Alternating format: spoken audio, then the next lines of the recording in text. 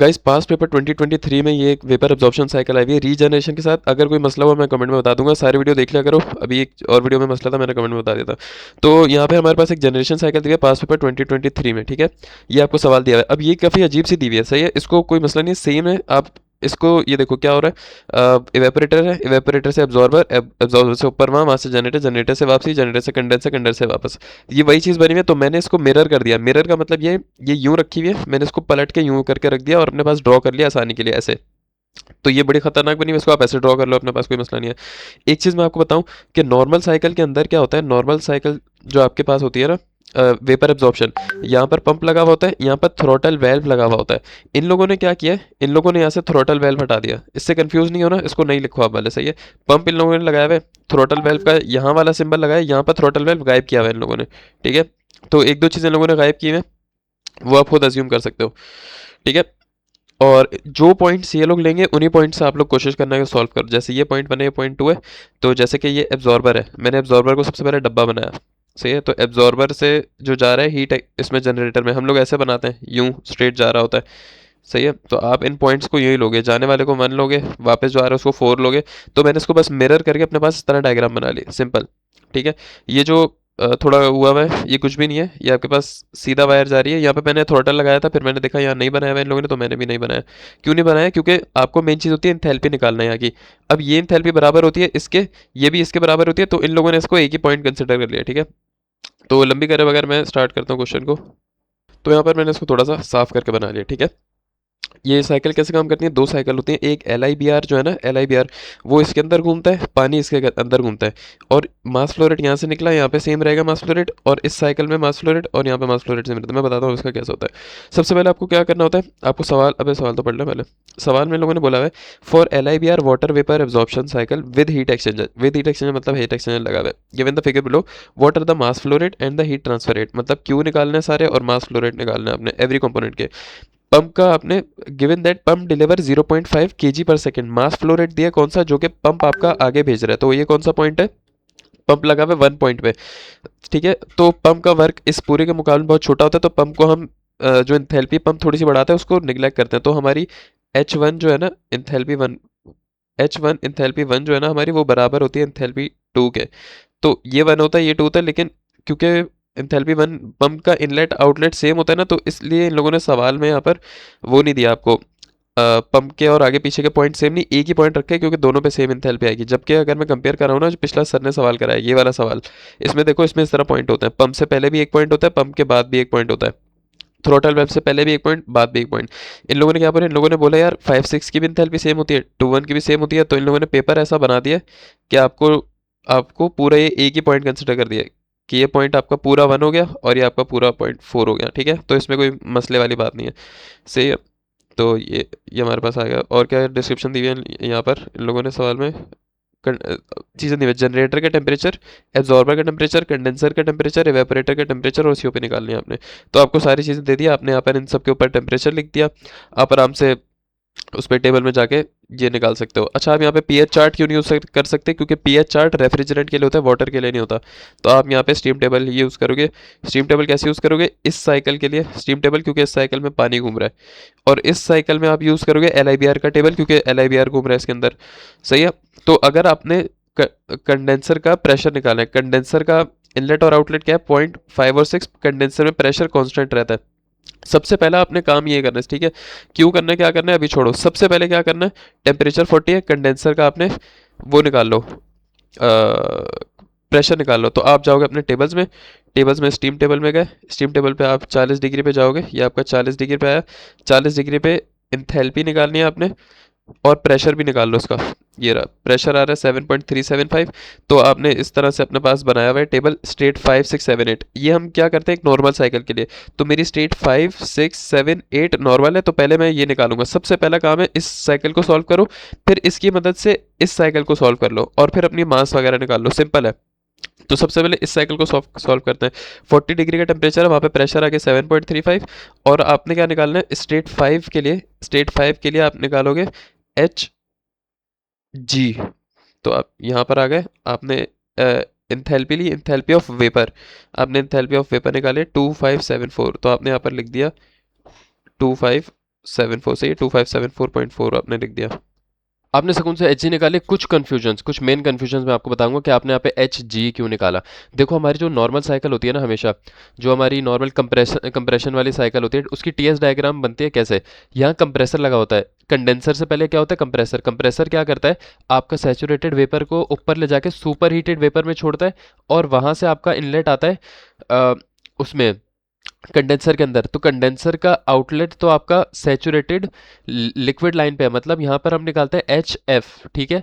और ये पॉइंट हम नहीं निकाल पाते, पॉइंट 2 हम कभी भी नहीं निकाल पाते हैं, है ना। कंप्रेस कंडेंसर से पहले का पॉइंट हम कभी भी नहीं निकाल पाते। कैसे निकालते हैं, यहाँ से एस निकालते हैं, और यहाँ से एस और प्रेशर से फिर हम ये वाला पॉइंट निकालते हैं। लेकिन यहाँ कैसे हमने एच जी निकाल लिया, ये आपको समझ आ रहा है क्या सीन चल रहा है यहाँ पे। मैं ये कह रहा हूँ कि यार कंप्रेसर के बाद यहाँ पर पॉइंट आता है, ठीक है। तो हम यहाँ पर कंडेंसर से पहले का जो कि ये पॉइंट होता है, यहाँ पर तो हम एच जी से निकाल ही नहीं सकते। एच जी तब होगा जब पॉइंट यहाँ लाया करेगा। क्वेश्चन समझ आया आप लोगों को कि कंडेंसर पहले। हाँ, बात के लिए हम कंडेंसर क्या करता है, आपके जो वेपर है उसको लिक्विड बना देता है, एच एफ बना देता है, सैचुरेटेड लिक्विड बना देता है।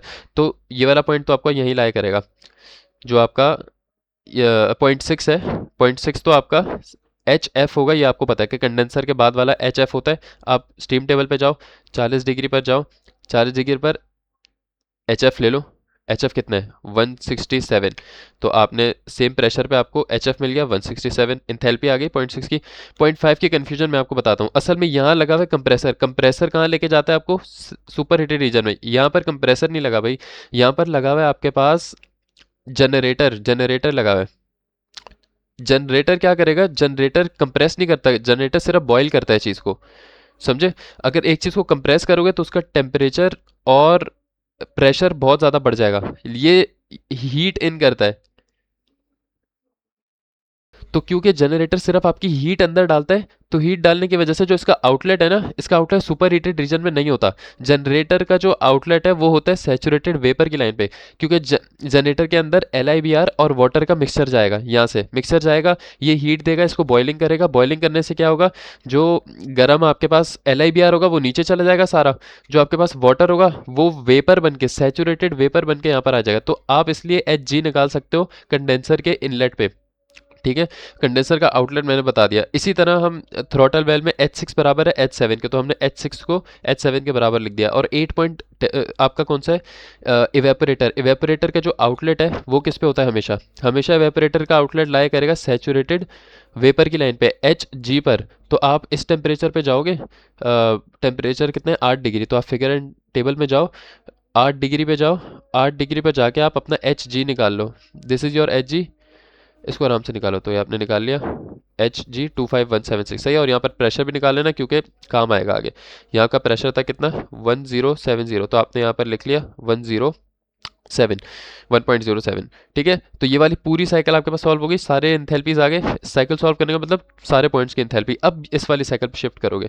अब यहाँ पे सीन क्या हो रहा है, आपका प्रेशर जो है वो कंडेंसर का इनलेट आउटलेट सेम होता है, और जनरेटर का इनलेट और आउटलेट सेम होता है। ये वाला आउटलेट ही, सिर्फ ये वाला बड़ी साइकिल का इनलेट आउटलेट, ठीक है, ये याद रखना हमेशा। और इसी तरह इवेपोरेटर का इनलेट आउटलेट का प्रेशर सेम होता है, और एब्जॉर्बर का भी इनलेट और आउटलेट का प्रेशर सेम होता है, ठीक है। ये सेम उस पर प्रेशर पे काम करते हैं, एज अ टैंक काम करते हैं। क्यों, सेम प्रेशर होगा, ये उस पर जाके बैठ गया।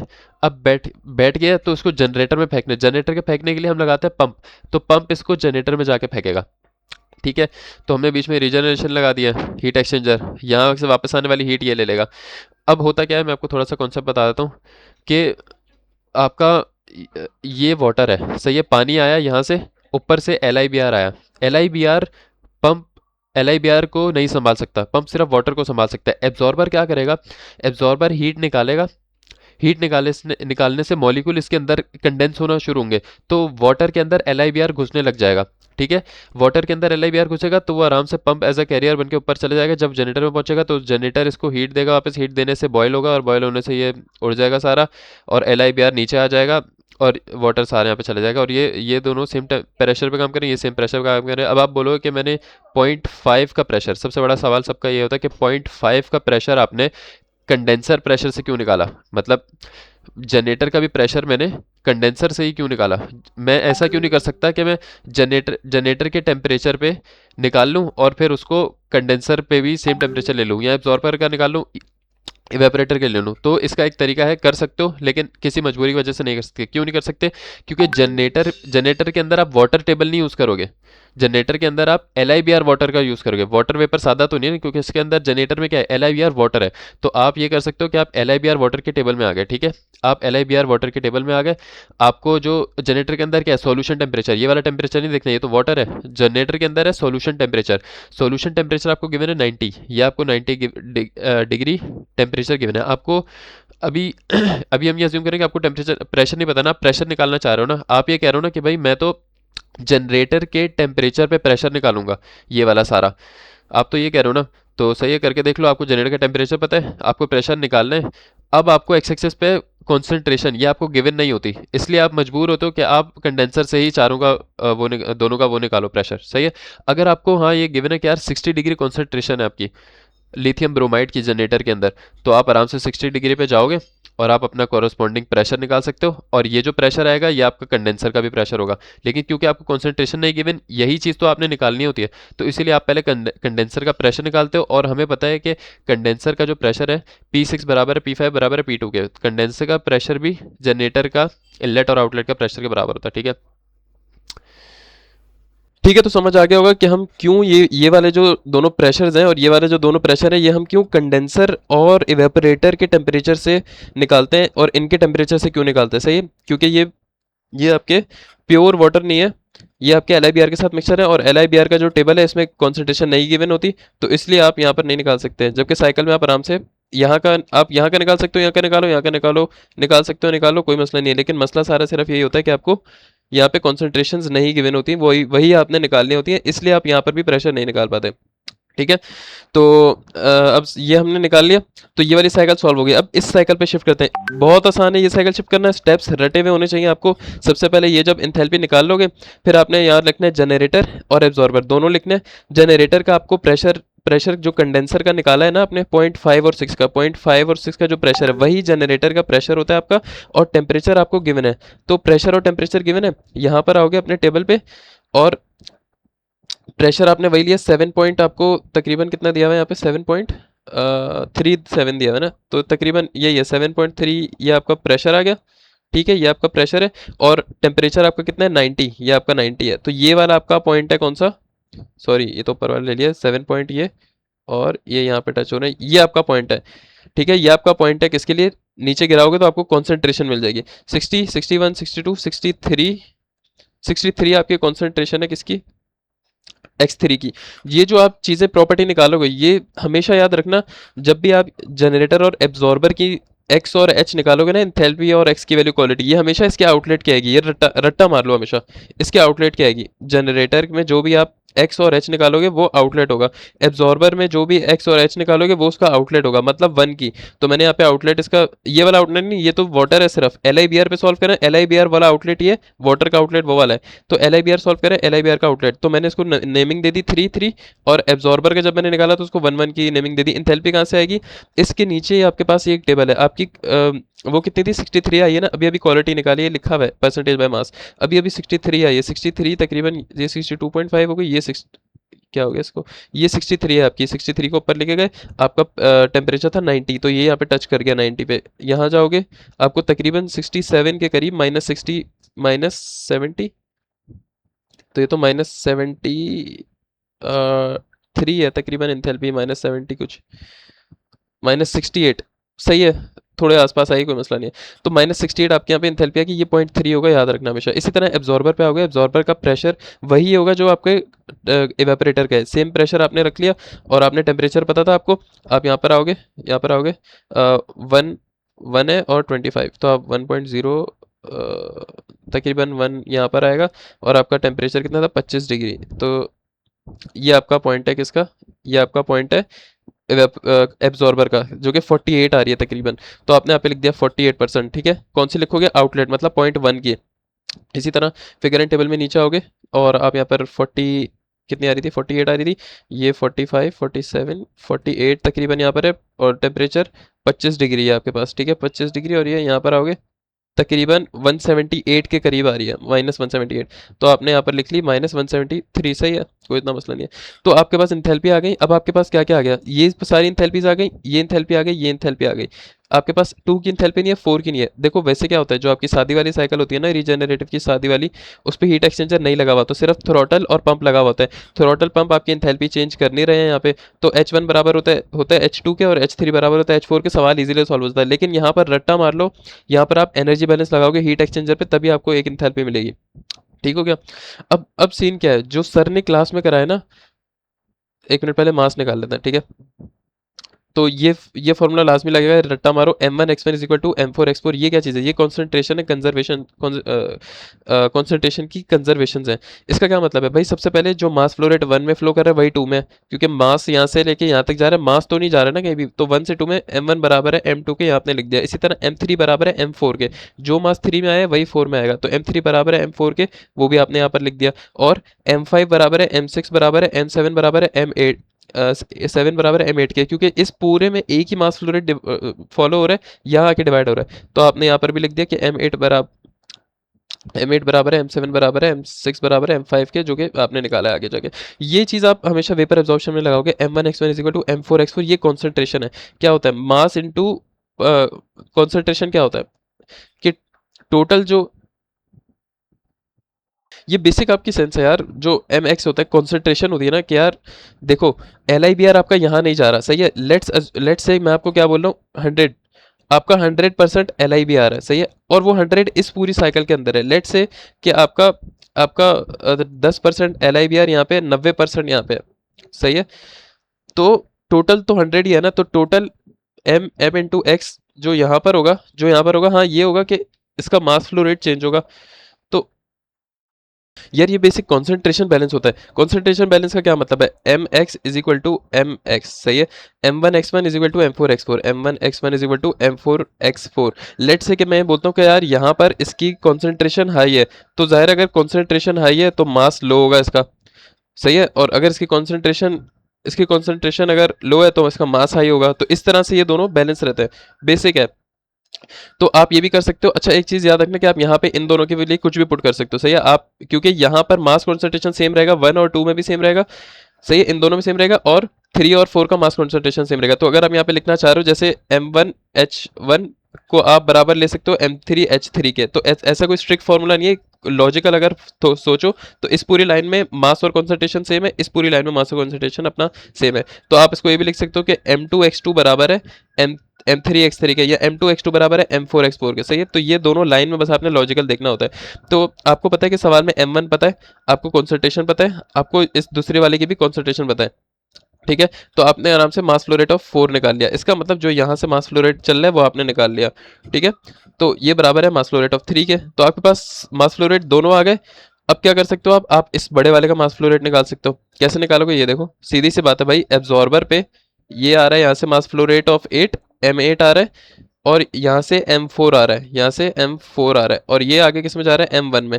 आपको सवाल में M1 गिवन है, पंप का जो था, आपने M4 निकाल लिया है, M4 निकाल लिया, यहाँ पे M1 डाला, M4 डाला, M8 आ गया। तो इस पूरी साइकिल में जो मास घूम रहा है वो भी आ गया, सारे मासेस आ गए, एंथैल्पीज आ गई। एक चीज मैं आपको ट्रिक बताता हूँ, सर ने जो सॉल्व कराया हुआ है वहां पे आपको 0.3 के लिए अलग से 52 डिग्री का टेम्परेचर गिवन है, सही है। सर ने जो सॉल्व कराया है वहां पे 0.3 पे अलग से 52 डिग्री का टेम्परेचर गिवन है।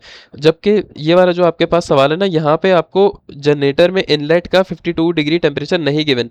तो सवाल में यहाँ पे लिखा है कि आप अज्यूम करें जो चीज़ें मिसिंग है। तो आप यहाँ पे रट्टा मार लो, सही है। यहाँ पर अगर आपको और कोई डिस्क्रिप्शन नहीं देती, कोई और कोई टेम्परेचर नहीं, तो आप यहाँ पे 52 डिग्री डाल देना, जैसे इस लड़के ने भी डाला हुआ यहाँ पे, सही है।